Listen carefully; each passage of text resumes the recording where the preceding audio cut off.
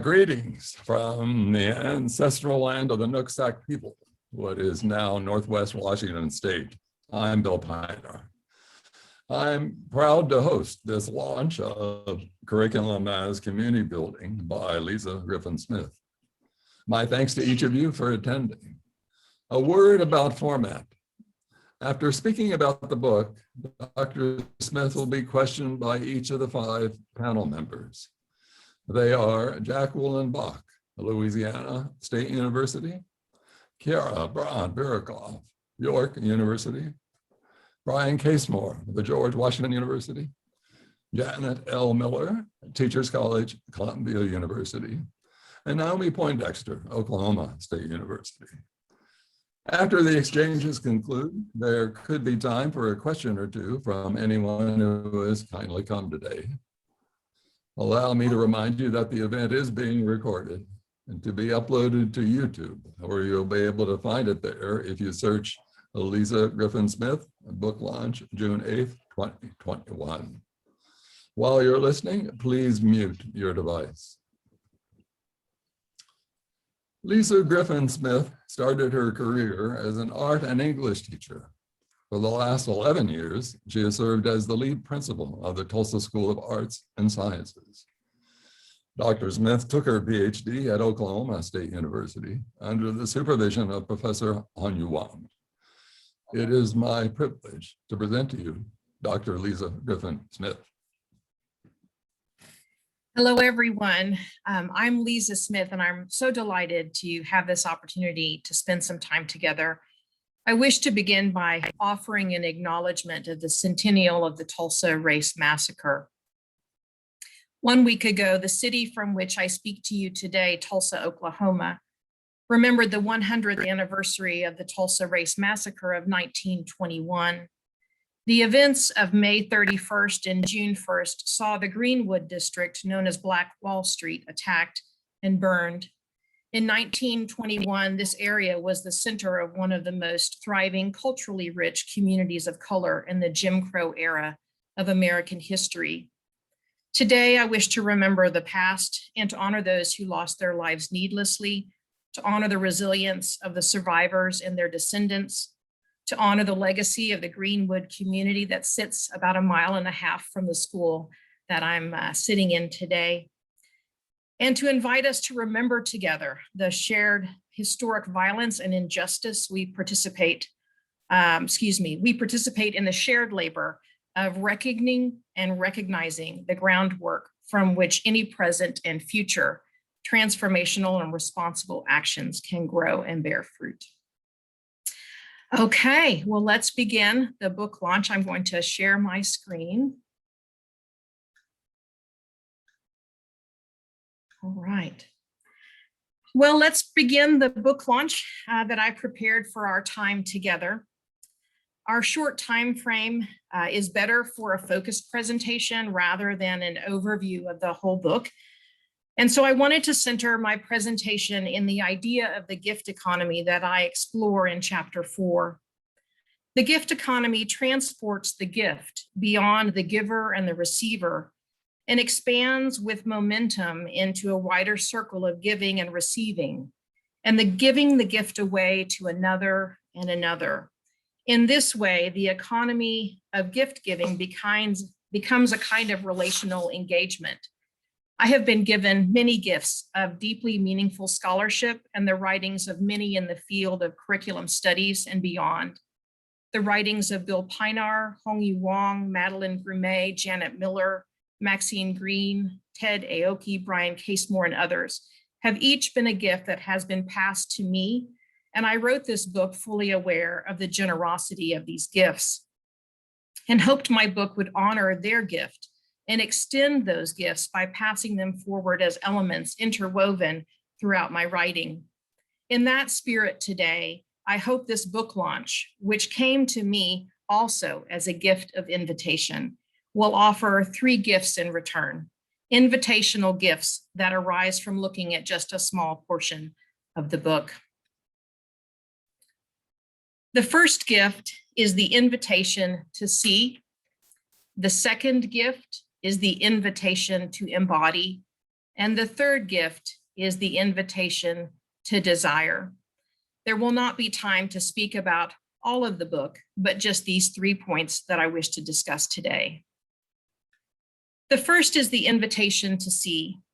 The first gift is a way of seeing with me. My orientation to writing this book was to position the imagination as central to my discussion of the ideas and themes I explore.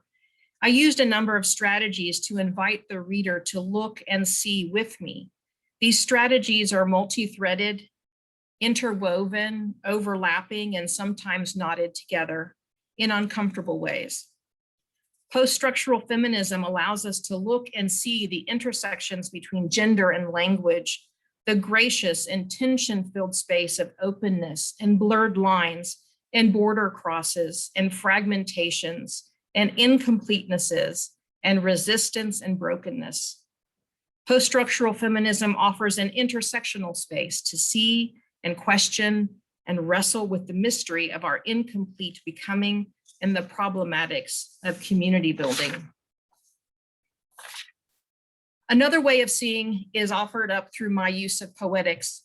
In neat and tidy words, Julia Kristeva describes poetics as infinite possibility. And I think of it as the merging of the imagination and critical examination and poetic language through which we are inspired to ask, is it like this? Poetics moves us to practice exposing and exploring possibility, to pull with the tensions of both connection and disconnection. Autobiography, storytelling, fables, fairy tales, and myths are other ways of inviting us to see in new ways. Janet Miller explains that autobiography enables us to see the pleasure and the horror and the necessity of the stories we tell one another and ourselves. Autobiography and story woven throughout my book serve as additional threads in the weaving, raw materials presented to examine our complicated understandings of our being and becoming, as well as to hold open ourselves to surprise and disruption and recognition in the stories that exist in distortions and in memory. And lastly, aesthetic knowledge emerges from the apprehension of both art and beauty, and the knowings that come to us through our senses, the look and sound and feel and taste of things. These various threads run throughout the book as an invitation to look and see with me in new ways. The second gift is the invitation to embodied experiences and embodied understandings. The reconceptualized curriculum emerges beyond planning and developing and building and emerges in the experiences of living. In this way, the curriculum takes up residence inside of us, in our bodies, as we move and have our being in the world. Imagining the curriculum as embodied becomes the bridge to imagine how we can embody community building as something living and enmeshed within the curriculum. I suggest that metaphors are powerful, and the maternal body can serve as a complicated metaphor and depict embodied transformational potential, our human tension-filled experiences of intersectionality, as well as the potency of invitation and hospitality. I extend the metaphor of the womb to explore the works of the eyes and the ears and the mouth in order to envision new possibilities of interconnection, compassion, and responsibility that mirror the complicated expressions of motherhood in pregnancy and childbearing and nurturing. But I challenge us to move beyond the maternal body as a metaphor and other stories of motherhood, for they are only bridges, and for us to begin to see how all human beings, regardless of gender and separated from lived experiences of motherhood, may engage in the embodiment of community building, something that is lived and experienced in and through our bodies. Curriculum as community building is not systematized. It's not a program or a scheme or a method or a new educational tool. It is internalized and lived into. These living experiences emerge in real time and space and place. Community building emerges in this living ecosystem of expansive human experience. It is relational, transformational, and always works to uncover and expose and bring to bear our always already interconnectedness.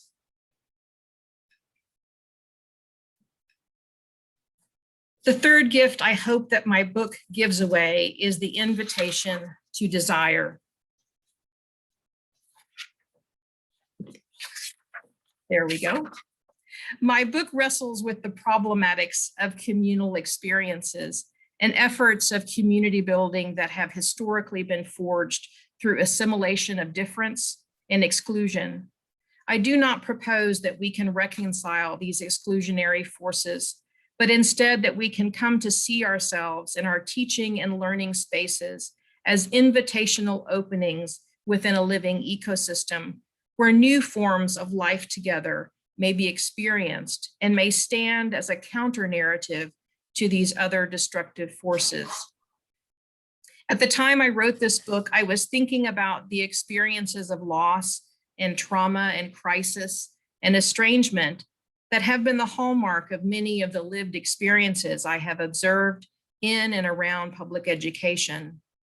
But since the manuscript was completed, we have been living through a global pandemic. And in the United States, we have been shredded by political polarization, as well as living into our own racial reckoning, and stunned by a violent insurrection at our nation's capital. I hoped my book was timely for the first set of challenges I had explored, but these new challenges suggest to me how deep and wide and long is our need for new imaginations of community, which are inclusive of the stranger, the other, the one who is different from me, and further, our deep need for new imaginations for how such a community could be built. I suggest that before the curriculum we plan and before the curriculum we live, desire must come first. The curriculum as desire begins by acknowledging our lack and brokenness and fragmentation and exclusionary and oppressive forces, and says, you know what, I want, I need, I long for, I desire something else. Curriculum as desire becomes the orienting point on the compass, signaling an alternate pathway. Whatever community inclusive of difference we might hope to build and participate in, we must first be able to name our desire. A living and embodied curriculum, a maternal body as a metaphor, an invitation for all human beings to participate in the intersectional and transformational labor of community building require that we create and hold open small spaces in time and place in which we can experience the emergence of new forms of relationality. These three small gifts from my book that I have offered to you carry forward the gifts of the complicated conversation into which I have been invited. I hope that in turn, my book and any gifts that are there for my readers, that they too find their way forward as well, being exchanged from hand to hand and body to body in the unclosable circle of relational enactments. And as I conclude my short book talk, I anticipate that you and I together will find other gifts in the upcoming conversation with the panelists. Thank you so much. Thank you so much, Liesa. Jackie, will you begin? Absolutely. First, thank you, Bill, for the invitation to speak today. And thank you, Liesa, for this excellent book. It was a joy to read. Your writing voice was very engaging. And I think what I liked the best about it was all the new ideas that came from my interacting with your book. So Bill asked us to, I hope you don't mind, to share a quotation or a section of the book that resonated with us, and then just sort of craft a question based on our engagement with that section. I really like how you connected your book to the now And in rereading it to find something to speak about today, I very much had that in mind when I picked up this quote. And I'll go ahead and read it. Thus, the homesickness that emerges either from a romanticized home that we dream has been lost, or from the clear-eyed recognition that community has always been a fractured human project, drives us in various directions for comfort, some longing to recreate what we believe has been lost or forsaken, while others stand in the space of loss and exile and strive to imagine new homes and new roads to homecoming. So this idea of homesickness really intrigues me, especially in how it relates to your project of community and curriculum. What might those new roads to homecoming entail? Thank you for, Jackie, first of all, just for writing such a beautiful endorsement for the book. It must be something to get an email out of the blue and have someone ask you that. But I'm just so grateful for your time, and thank you also for this question. You know, I think about the idea that you raise in homesickness, and thinking about what that journey home or the longing for home might suggest. And I think the longing for home typically points us backwards to something that's familiar and something that we know. But I think what I'm proposing is a homesickness that pushes us forward into uncomfortable spaces and new spaces. I think about home as we have defined it in the past is about sameness and familiarity. And I think what I propose is instead a homesickness that pushes us into places of tension and uncertainty, but that we somehow can find a place of belonging in this new and uncomfortable space, a home that is not behind, but before. As I say those words, I'm suddenly reminded of that line from the Tolkien book, that song that they actually sing in the movie, Home is Behind the Road Ahead. And I think your question to, you know, what might those new roads to homecoming entail? I think a little bit about the road as a place that we can make our home on the journey, and it not being a destination. And at the end of the book, I know I talk a little bit about the Camino de Santiago and pilgrimages, and I think about those faithful pilgrims that walk the road and what they must carry inside of themselves. And that home is wherever they are with whoever they are. And that reminds me of Hong-Yu Wong and also Derrida, the thought that home is wherever the stranger and I live together without doing violence to one another. And I think that that's part of what I hope those new roads to homecoming can be, is an imagination of how we can look for home in places that are unfamiliar. But I'd really love to hear also from you if you have something that you are thinking about as well, Jackie. Well, just briefly, I like how you bring up this tension with homesickness, right? Because, you know, what we are longing for maybe never existed. And yes, you know, that whole dealing with that attention. And then, as you point out, bringing it to the now is very intriguing, and also the yet to come. So yes. And then thinking about how curriculum and community ties into that notion was also very interesting to me. Yes. Thank you. Well, yes, thank you. Kiera, so I'm going to go ahead and pass it on to you. Lovely. Thanks so much. And thank you, Lisa. What a pleasure to be here and celebrate this accomplishment for you today. I have to admit, in thinking about I guess identifying my favorite quote, I think my favorite quote was chapter 6 in its entirety of relationality and the desire to encounter the other for chapter 6. But in thinking about, thank you, Hong-Yu, in thinking about narrowing it down even further, my favorite quote standing out being, Both inside and outside school classrooms, we may struggle to hold time and space open for the lived and embodied work for the curriculum, where we are ever so slowly made known in our relationships with others, where we are gradually made visible to ourselves and may assist in making others visible to themselves, so that they, in grace, may show us who they are becoming, can be, could be. The curriculum as community building seen in this way is the ecosystem, not the methodology. It is the opening of space and time for our own otherness and the stranger's otherness. Neither ever fully know, but swept up in the glance, seen in part, but never fully apprehended.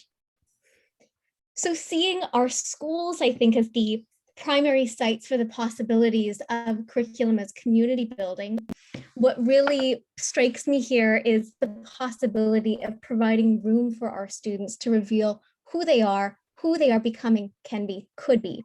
But this demands a shift in our perspective from assuming that the purpose of curriculum is to ascertain a child's potential or lack thereof, which must be molded by the lessons that teachers craft. Curriculum in this sense is often prefaced on the taming of an unruly imagination that needs to be brought back to reality, as you had provided so many examples of. So moving, however, towards the intention then of curriculum as community building, this opening of space and time for otherness, it creates room for ambiguity, tension, and indeed the true gift of the child, their, however strange, individuality. In thinking about the significance of community building, not as the methodology, but the ecosystem, this indicates a community building. It's not something that we do, it's something we live. Importantly, it's something we all live and collectively construct. An ecosystem is only sustainable when each and every being can fulfill their purpose, none more important than the other. It's a delicate dance of reciprocity and individual responsibilities which comprise and elevate community. I see, however, so many examples of the ways in which our schools are failing our students in this respect.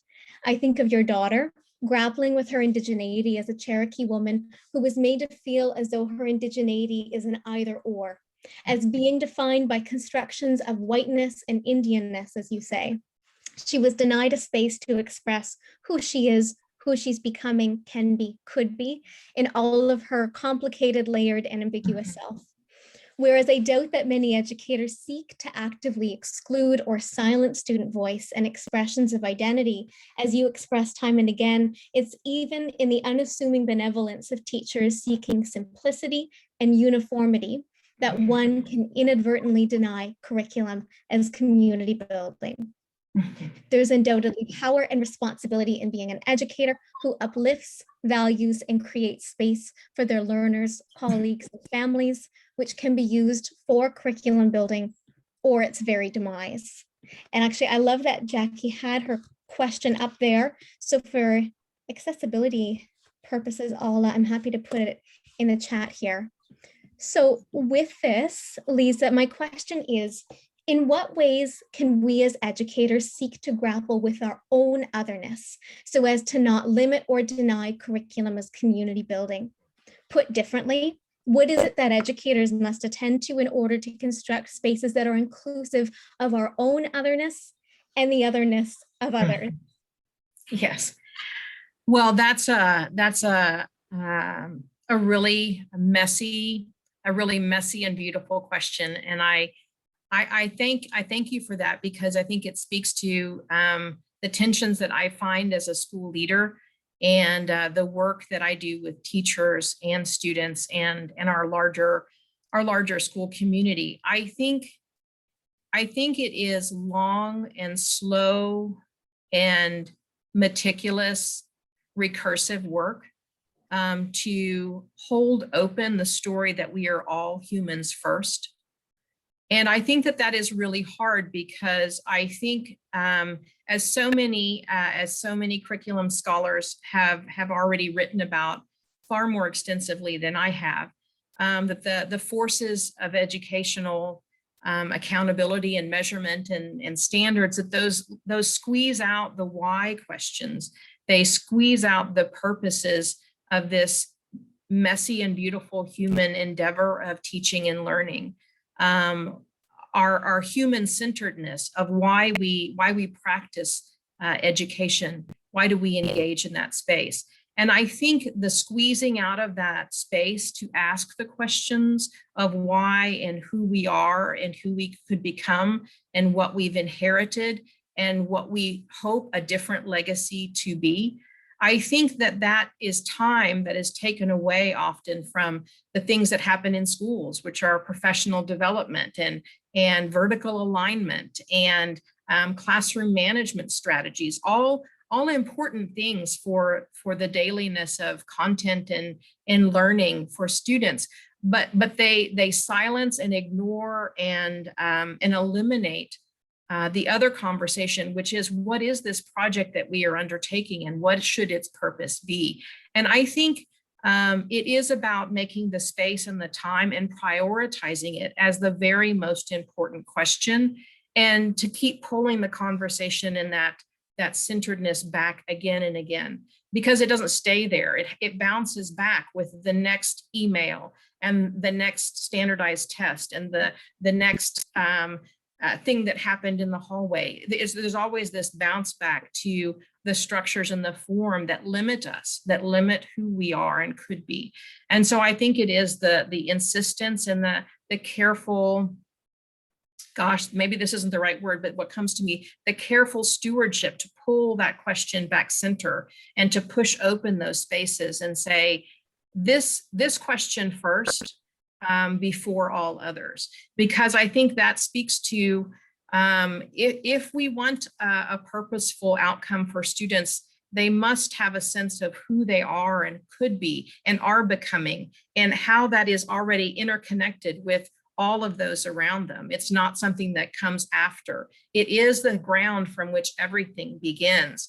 And so I think that's again, not prescriptive, but it is that living the tension, seeing the tension, being able to name it, and to not be afraid to name it. And I think sometimes, I think there is a fear sometimes in the dailiness of schooling to name the tension and to say, this is the real story. This is the story that is about who I am and could be and might be and used to be and may become in the future, and who you are and who they are, and all of us in that process together. Thank you for your question so very much. What a beautiful invitation. Thank you so much, Liesa. Thank you. I'll pass it on to Brian, Dr. Casemore.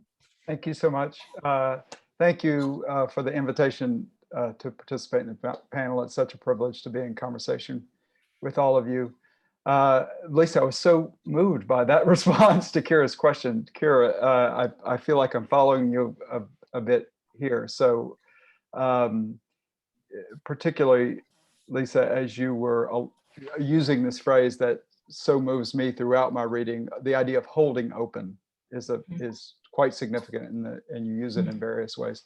I'm going to share a bit of commentary on the front end before I ask Honu to put up my quote.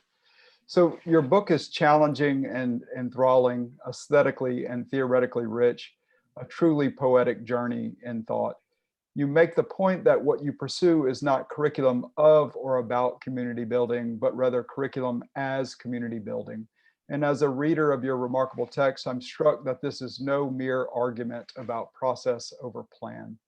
Instead, it's a most generous invitation, as your presentation today indicates, to find ourselves in the multi-layered and vivid fabric of the text and in the otherness of the communities we inhabit. Your writing holds several strands of textuality, narrative that situates us in the specificity of place, history, and biography, close reading of scholarship from the curriculum field and the interdisciplinary humanities more broadly, and speculative theorizing that provokes a sense of otherness and offers the space, emotional and intellectual, for its resymbolization. The emotional force of the text is profound, and in that story of the fire, I feel an intensity there that helps me say some of these things. So thank you for sharing this brilliant work with us. What I'd like to comment on and pose a question about is the idea of holding open that you advance in various ways, most directly in chapter 5 on the topic of emergence, but that appears in poetic and provocative ways throughout the text. The weaving metaphor, particularly your description of the shed and weaving, both concretizes and poetically expands the sense of, or the problem and potential of, holding open. The shed, you explain, is the temporary space between warp threads where weft threads are woven. As you elaborate this metaphor, I understand the shed to be the condition of possibility, the openness encountered in the act of holding open. It is a potential space, you suggest, one that is anticipated but must be found. But it is also a space that can and must be created, pursued with purpose. It is a space that holds loss, uncertainty, profound vulnerability, as you so powerfully describe in the account of the school fire.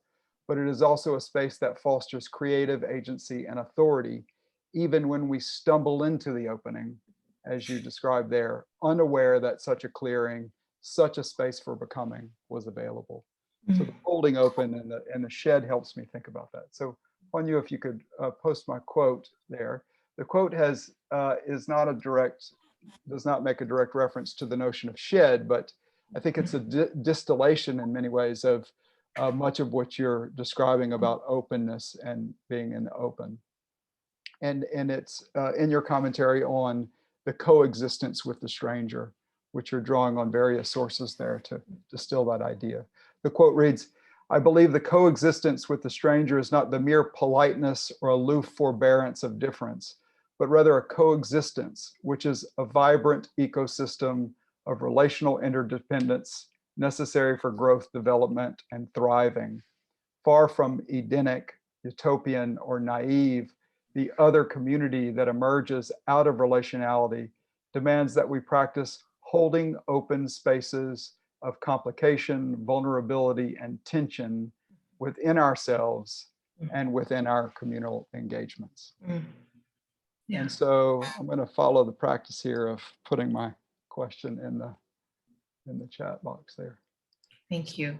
So the holding open, you suggest in this passage, is to be enacted both subjectively within ourselves, within our social, material, and cultural reality, within our communal engagements. And so from your autobiographical work, I get the sense that holding open within one's inner experience is foundational, antecedent in some way to the labor of holding open in the world. But that may just be my reading or the way I see it. But I'll admit that might be my reading. Nonetheless, so here's my question, which is really an invitation for you to share some of your remarkable insight about this in the book. So can you elaborate on the holding open to be carried out in one's inner experience specifically? How does that happen, and how does it contribute to the holding open in community? Yeah. Well, I think that this is maybe the tension of it is, I think on one hand, it is what I mentioned briefly in my book talk about desire, the desire for something, but I think desire is always tied to terror. And I think sometimes I'm terrified by what is and what I see, and the long shadows of what we've inherited and what we often perpetuate, as Kiera mentioned, unknowingly, benevolently. I sometimes find that space to be both hopeful and frightening. And I think I do agree with your reading, Brian, that that holding open a space inside of oneself is antecedent. But I'll tell you, it's not a place that is once arrived at, stayed at. I think it is this dailiness of both resistance and responsibility. Thinking about the responsibility to our shared human futures, our interconnected human futures, a responsibility to our students, and to open a space that is both an active place of resistance inside of myself, to not hold on to exclusionary narratives inside of myself, or assimilated narratives inside of myself, but to resist and open a place where other stories can emerge, or that I can look at stories again and again and again and see new spaces. And I think that leading looks like one amongst, as my sister would say, one amongst. Leading looks like being in the work yourself because of who you are becoming, and even unaware of what you might become, and holding that place open.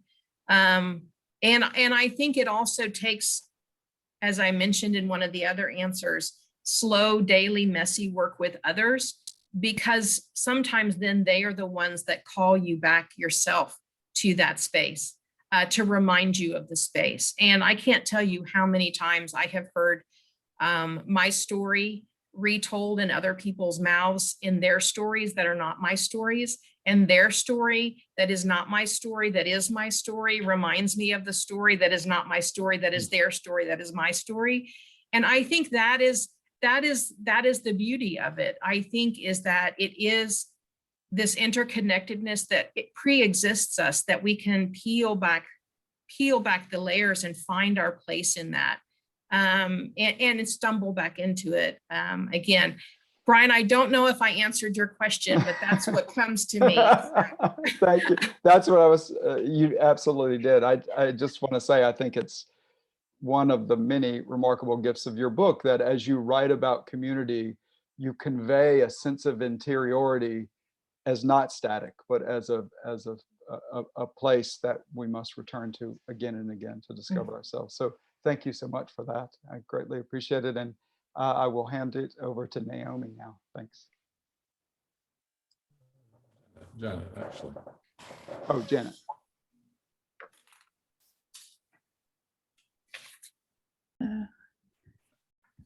I'm so delighted to be a part of this conversation. And Liesa, I want to congratulate you for this remarkable book. I think its publication is more than noteworthy. And so I'm delighted to be here with you today to engage in this conversation. As is somewhat typical of me, I just couldn't constrain myself to one quote, so I have two. I think they're interrelated, and I'll try and there they go. So the first one appears on page 50 of your book. Difference is the hallmark of this post-structural community. Thus, rather than attempting to cultivate assimilative practices or build logical consensus, these communities pursue engagement with the other, with the stranger in their midst. Because the homogenizing rules of the traditional community have been set aside, the interconnected members of the post-structural community now stands without norms, consensus, or universal logics. Thus, cultivating intersectional relationality with the other becomes the foundation for the possibility of building community. Okay, so I think relatedly on page 182, you do say this: relationality from a post-structural perspective is problematic, and perhaps at times even appears contrary to our aims of building community. Rather than harmony and balance, relationality in the post-structural framework cannot fully reconcile the fragmentation, ruptures, complexities, tensions, and instabilities. Okay, so I first want to say, reading your book really did provide me with many opportunities to, again, and continuously ponder and interrogate my own ongoing work in theorizing curriculum communities without consensus. And I do so, and I've done so for a while now, in relation to the curriculum studies field writ large. Obviously I speak from my US centric perspectives, but also try to pay tremendous attention to the intersection with Canadian curriculum studies, but now also the worldwide field of curriculum. And so because of this, I've certainly never imagined these as manifesting any version of logical consensus, for example, trust me. Instead, given my multiple decades working with and for this field, I've continued to have to interpret such communities as multiplicities, as fluid, as permeable, fluctuating, quote, sites of permanent openness and resignifiability, as, quote, undesignatable fields of difference, as without consensus. Okay. Yes. So, you agree with that, right? Yes. All right. So throughout your book, in various sections, perhaps more than others, I would say, you do claim some feminist post-structural perspectives as contributing to your theorizing of curriculum as community building. And you reference my citing of those very phrases, quote, sites of permanent openness and resignifiability and undesignatable fields of difference. And I think you do so oftentimes to variously describe what you posit in your book as helpful post-structural complicatings of autobiography, for example, or spaces or relationality, subjectivity, among many other examples. And I totally agree with you that these phrases certainly are applicable to a wide variety of your conceptualizations. But I want to quickly turn to the passage authored by Judith Butler, who in fact is the person I am citing on page 218 of that 2005 book of mine. These phrasings are Butler's. Identity categories are never merely descriptive, but always normative, and as such, exclusionary. If feminism presupposes that women designates an undesignatable field of differences, one that cannot be totalized or authorized by a descriptive identity category, then the very term, such as, community, for example, becomes a site of permanent openness and resignifiability. So this is Butler, and this quote obviously is emanating from her early work, most clearly represented obviously in Gender Trouble. But I think Butler as what I would think of as a syncretic thinker, that is able to move fluidly and I think brilliantly among a variety of philosophical perspectives, and they're oftentimes differing epistemological and ontological assumptions. I think Butler, in her much more recent work, still continues to argue for multiple versions of undesignatable fields of differences as sites of permanent openness and resignifiability. So this is a long lead in, okay, because you've really had me thinking. And I've thought long and hard about this once I've read and reread your book. So for example, Butler theorizes an ontology of the subject as referring not to a fundamental structure of being, and certainly not to any reified, essentialized versions of gender or any other iteration, of a fixed identity. Rather, she describes these as entailing psychosocial, material, and discursive components that cannot be isolated and analyzed apart from the others. So, she's talking about psychosocial, material, and discursive components all at the same time. And within these contexts into which we, as humans, all are born, the subject, even as located, is also already always elsewhere at the same time, constituted in historically situated material and discursive socialities that exceed the subject, and that no matter how configured, undoes that subject from the start. This is a famous phrase of hers, right?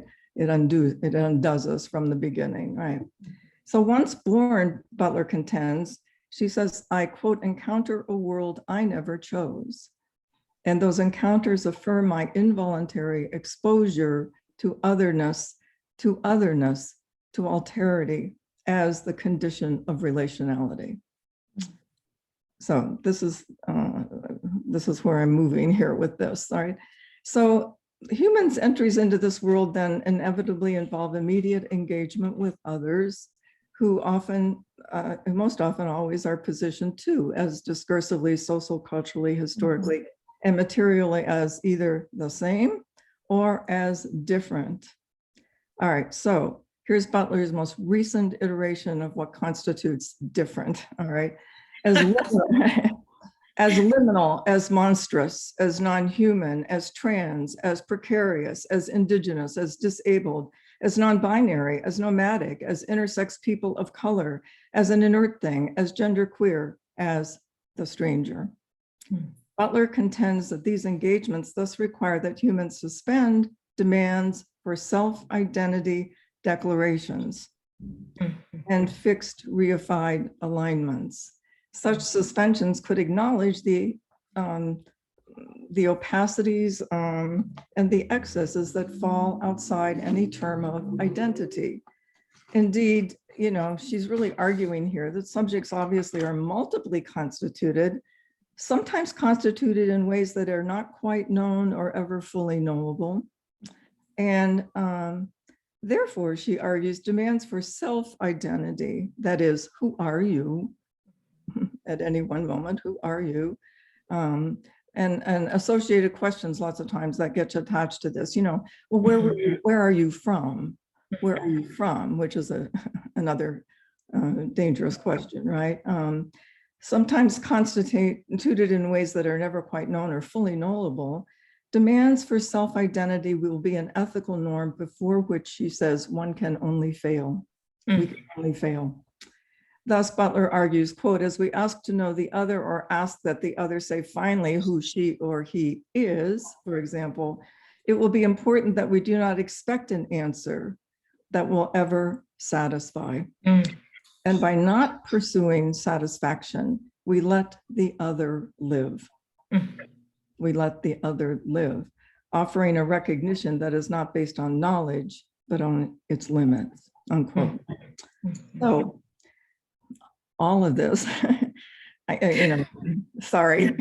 No, thank you. It's really swirling, here. So I'm wondering how much such insights as offered perhaps by Butler, who does claim post-structural perspectives, among many others that clearly inform her work.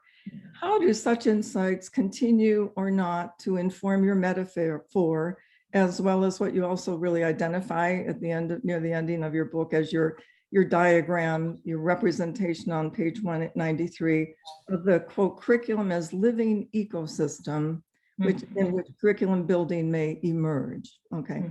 So, for example, you did contend on 182 that relationality in the post-structural framework cannot fully reconcile the fragmentation, ruptures, complexities, tensions, and instabilities.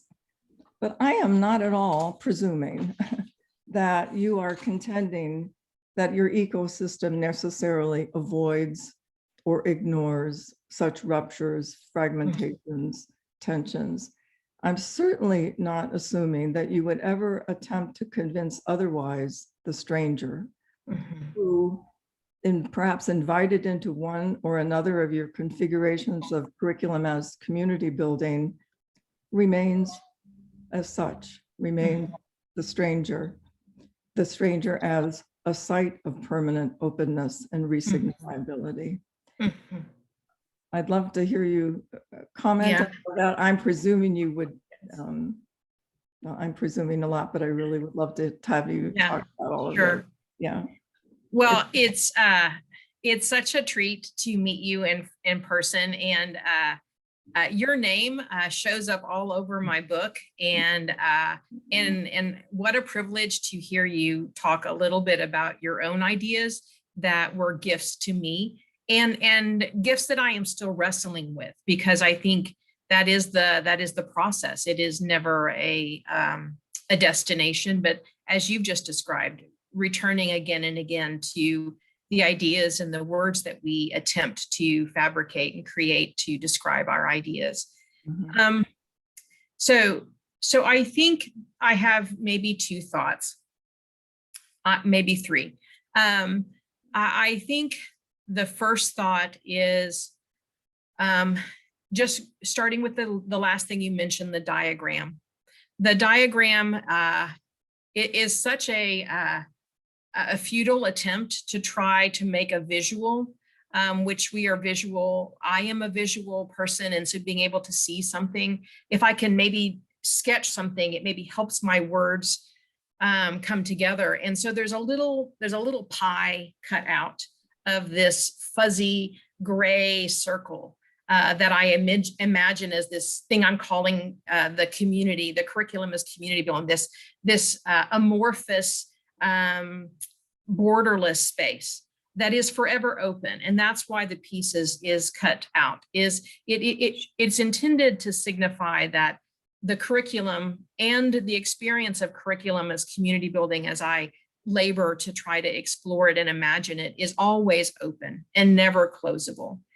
And then I would say, and I hadn't thought of this, but as you were talking, I would imagine then that if I were to take a back of a napkin, as my dad always did at a restaurant, and draw on the back of a napkin with a pen, I might draw the subject as something like maybe identical, or pretty close to that same diagram, as this fuzzy amorphous thing that has no borders, that is always open, with all of these fluid and dynamic intersecting lines and pieces that we might attempt to say who one is, if I were to put a pin in it, or whatever. And I think that permanent openness is in whatever we imagine the subject or the individual to be, that they are both open.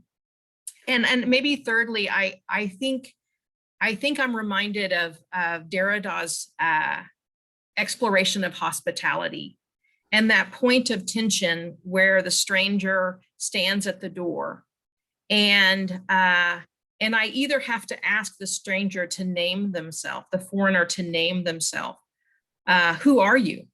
And beyond that, to name themselves in my language, in a language that I understand. And I'm asking that stranger to identify themselves before the welcome, before the invitation inside. And that seems to be the point of tension for Derrida, is that if I do that, I do a violence to the person on the other side of the door, because I'm asking them, who are you? Where did you come from?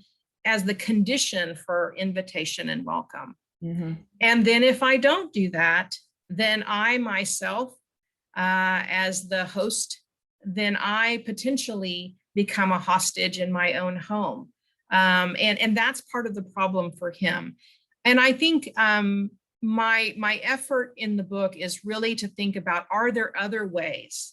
Are there other ways that we can open ourselves in welcome and invitation that do not do a violence to the other person, to name themselves, to tell us where they're from, or who they are, or who they're becoming?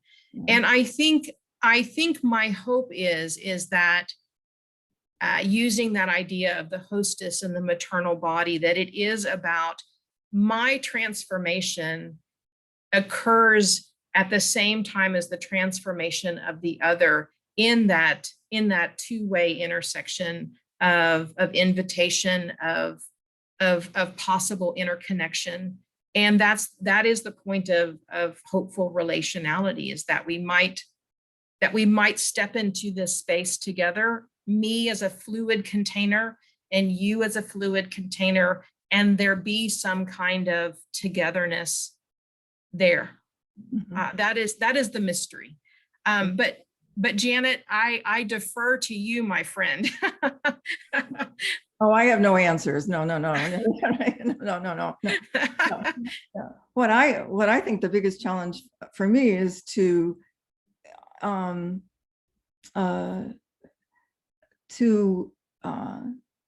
really accept, the gift of acceptance of the stranger as alterity, the stranger as this permanent, unknowable figuration. Yes. Without wanting to get in, but as you so clearly explain in your book too, and what you just did now, Derrida, takes up the tension of the power relation of the host, and inviting the, there's that too. So I have no answers for this. I just am totally intrigued with what your book brought up for me in terms of all kinds of questionings about it. I love your metaphor of ecosystems, because I think it does keep the permeabilities fluidities and constantly changing natures, and yet imperative associative, even if undesignatable field of difference is there. So Yeah, so yeah. I'd love to talk to you more about it all. Yeah. Well, gosh, that would be a fabulous gift as a takeaway for me, let me tell you. I would say, you know, one other thought that comes to me in that idea of all of those problems that I don't necessarily begin to understand how to tease them all out is I do think the ecosystem speaks to interdependence. It speaks to that interdependence. And I think that's something that I have further work to explore, because I think interdependence is something that is threaded through the work, but perhaps needs deeper exploration, because I think it speaks to a portion of the relationality, is that sense of interdependence. And so as you were talking, that thought came to me. So more things to chase. Great. I look forward to it. Thank you so much. So Thank you. I think I turn to Naomi. Yes.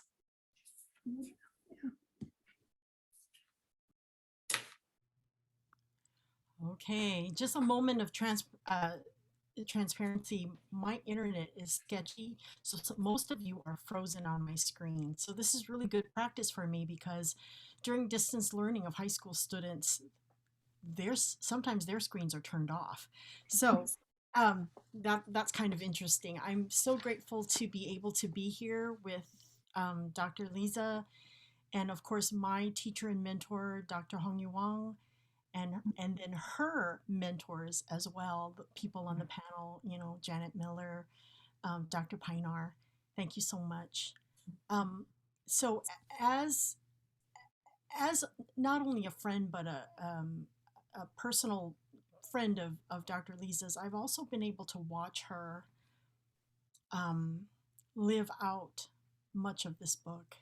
And I hope that doesn't put any added pressure on her, but I comment often how this is not something that she has put on. This is something that she has and continues to become. And I've been so blessed, I think, to be able to co-journey with her. We did graduate studies together. We're also in schools together, and so that is a different perspective that I've been allowed to have and keep. So I think before I ask the question, I just want to say, here's my little preamble. Okay, so I realize this book and your theory may encompass schooling, but is not a book about schooling. Yet my own experiences keep dragging me back there, so please feel free to redirect my thinking. And so, Dr. Wang, if you would show my question, it begins with, on page 176, held in my sun-filled office, these two conversations hummed with the poetic possibilities, and the curriculum as curriculum building. These complicated conversations reflect the lived experiences of curriculum, the generative and nutritive possibilities of intersectionality and interconnectedness, the tensions and complexity of human being and becoming, and the need to bridge the chasm of our strangeness and difference in order for new forms of relationality, togetherness, and community to be formed. And that gave me a beautiful picture of what was going on in that office. And then, as I read that section, I began to wonder about the rest of your community, the ones that are outside that office, that would criticize this human and kind action and dismiss it as not following the rules, and thereby somehow making the rest of the teachers and the school think that you were showing favoritism to this person, you know, this student and his mother. So here's my question. How can a school leader or a teacher leader who work in human spaces work in human spaces while not alienating other members of the possible school community? Yeah, that's a wonderful question, and I think appropriate to pull it back to the nuts and bolts of daily schooling. I think that that's a really good way of thinking about it. I would say maybe the first thing that strikes me is that idea of the community distraught, the community offended, the community uncomfortable. And I think it reminds me a little bit about the challenges of defining community that I kind of wrestle with, because I think like I name a school community. We use that word community to mean so many different things. And I think often when we talk about a school community, we are talking about something that is rooted in the kind of geographic physical space of the school and all the lives that intersect in and out of this place. And that we talk about community as a responsibility to all of those humans that share this space. But I think that notion of community is insufficient, and it harkens to those early definitions between soil and blood that I kind of wrestle with. And that I think that sometimes when we use the word school community, we are talking about communities of soil often that are place-based or building-based, or experiences that we share together in these classrooms and halls and bathrooms and cafeterias, and even extending to the moms and dads that drop kids off in cars and the bus drivers and et cetera.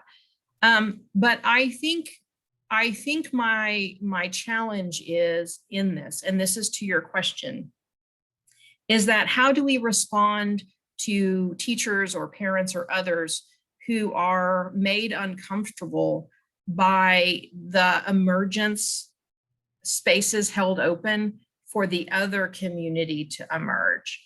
They're uncomfortable with that other community. And I would say that most often that sense of unfairness is a flip side, perhaps, of assimilation, or a flip side of exclusion. We want the person who has offended the community to be held in account to their difference and their otherness, and also, yes, their behaviors and manifestations of that. And I think that we're not talking about disciplinary practices or restorative justice and other things. That's not your question. But I think that the school leader has a interconnected and multi-threaded and responsible engagement with whoever is in the physical space of the community, to open those same spaces, to hold them open for every individual, not just the student in the moment who has broken the rules, or not just the parent who is concerned about something that's happened, but for the teacher, and to help the teacher join that space and to ask new questions about what do I believe the community to be? And what is my always interconnection with this student that's sitting in your office? Because there is a connection that already exists, and most times it's behind the veil. We don't see it. And I think the school leader's responsibility is to disrupt those spaces and to ask kind and gracious and invitational questions that probe a little bit deeper into these forces that want us to assimilate or exclude students or parents or others, however we might think about that. And I think it becomes and I've mentioned this in a few of the other reflections, this daily, messy, persistent, fractured effort of living invitationally to invite others into that conversation, in which we can examine the forces that work on us that are existent within the practices of schooling that cause us to act and expect certain kinds of behaviors. And I don't know if that answers your questions, but I think it is about this this holding open of spaces that Brian mentioned earlier, not just for the student or the person in the momentary trauma or crisis or situation, but for all members of the community. And to do that in such a way that then they open those invitational spaces for others and each other, and for me, that they call me into those invitational spaces as well. And that it is an incomplete and fumbling forward, messy human process. But I think that is how the school leader can engage, is with the persistent invitation and the openness to explore what lies beneath and what came before and what might come after, and our responsibility one to another. Yeah.